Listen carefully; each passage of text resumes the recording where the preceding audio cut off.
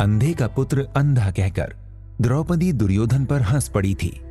उसके लिए ये कोई बड़ी बात नहीं थी, तो कुछ दिनों के बाद भूल भी गई कि उसने दुर्योधन की हंसी उड़ाई थी। पर दुर्योधन कभी नहीं भूल सका। उसके एकांत में भी द्रौपदी की हंसी उसके कानों में गूंजती रहती थी।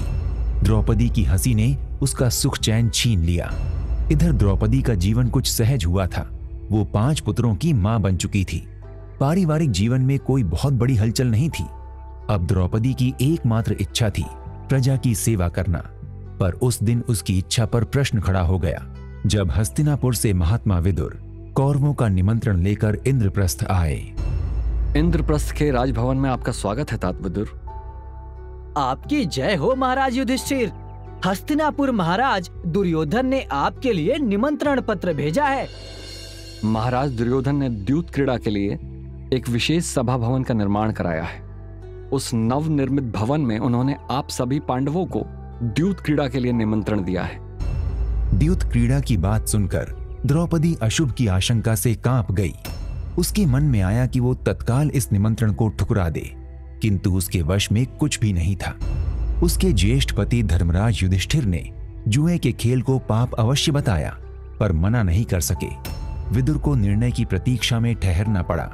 रात्रि में अवसर पाकर द्रौपदी ने धर्मराज से कहा, आप भूल कर भी हस्तिनापुर का निमंत्रण स्वीकार न करें स्वामी। इस निमंत्रण के पीछे दुर्योधन की अवश्य कोई चाल है, और वैसे भी क्षत्रियों के लिए द्यूत क्रीड़ा वर्जित है। जानता हूं याज्ञसेनी, मृग्या, मद्यपान, द्यूत क्रीड़ा और वैश्यागमन ये 4 कर्म राजा के शत्रु हैं। तो आपने महात्मा विदुर को मना क्यों नहीं किया? उन्हें आपके निर्णय की प्रतीक्षा है। मना करना कठिन है याज्ञसेनी। दुर्योधन ने पितामह भीष्म और आचार्य द्रोण की सहमति से निमंत्रण भेजा है। सहमति चाहे जिनकी भी हो, आप निमंत्रण स्वीकार न करें स्वामी। ये मेरा आपसे निवेदन है।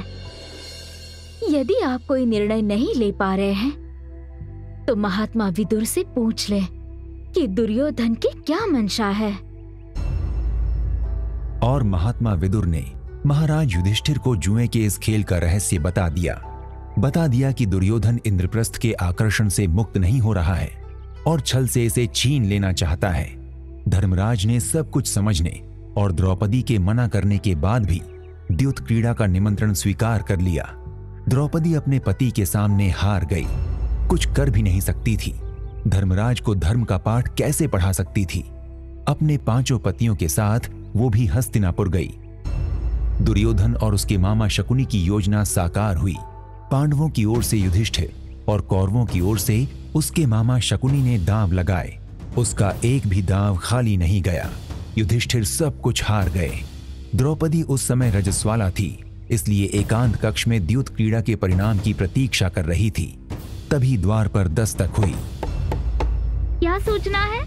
महाराज दुर्योधन का आदेश है, राजरानी याज्ञसेनी सभा में उपस्थित हो। सुन रही है महारानी द्रौपदी। आपके लिए आदेश है कि? मैंने सुन लिया। मैं पूछना चाहती हूँ कि राजा दुर्योधन मुझे आदेश देने वाले कौन होते हैं? मैं उनकी प्रजा नहीं हूँ। क्या वे भूल गए हैं कि मेरे पति चक्रवर्ती सम्राट है? राजा युधिष्ठिर अपनी सारी संपत्ति हार चुके हैं। भाई बंधु, दास दासी और अपनी आत्मा तक हारने के बाद अपनी राजरानी को दांव पर लगाया और हार गए। आपको सभा भवन में चलना होगा। मैं महाराज दुर्योधन के आदेश का उल्लंघन नहीं कर सकता। मैं दुर्योधन का आदेश मानने के लिए बाध्य नहीं हूँ दूत। क्या मेरे पतियों ने इसकी अनुमति दी है? क्या मेरे गुरुजनों ने अनुमति दी है? यदि नहीं, तो मैं नहीं जा सकती। दूत का प्रयास असफल रहा। वो लौट गया। सभा भवन से दासी आई। द्रौपदी ने उसे भी वापस लौटाया, पर इस बार दुर्योधन का भाई दुशासन विकराल काल के समान द्रौपदी के पास आया और एक झटके में उसके केश पकड़कर खींच लिए और घसीटते हुए सभा भवन ले आया। केश बिखर गए, सिर से वस्त्र हट गया। द्रौपदी अस्त व्यस्त हो गई। वो कांप रही थी।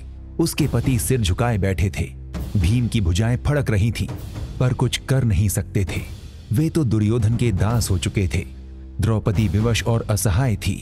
उसने हाथ जोड़ लिए। मुझे छोड़ दो, मैं एक वस्त्रा हूँ। तू चाहे जैसी भी हो, हमारी दासी है। रो ले जितना रोना है, रो ले, पर समझ ले, दासी के साथ दासी का व्यवहार होगा, राजरानी का नहीं।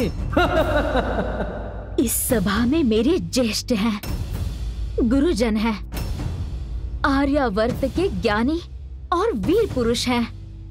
कोई इन्हें बताए कि ये अन्याय और अधर्म है। क्या मुझे इस प्रकार लंचित करना उचित है? कोई बताए इन्हें। अरे सब चुप है, कोई तो बोलो। बकवास बंद कर, तेरी कोई नहीं सुनने वाला। द्रौपदी चीखती रही, अपने पतियों को पुकारती रही, टूटती और बिलखती रही। किसी ने नहीं सुनी। पतियों के वस्त्र उतारे गए और फिर द्रौपदी के। वो स्वयं की रक्षा नहीं कर सकी, स्वयं को बचा नहीं सकी। द्रौपदी एक नारी नहीं, पत्नी नहीं, किसी की बहन नहीं, बस एक खिलौना बनकर रह गई और कौरवों ने उसके वस्त्र उतारने शुरू किए। सुनते रहिए पंचकन्याओं में एक द्रौपदी की कहानी, केवल ऑडिटेल्स पर।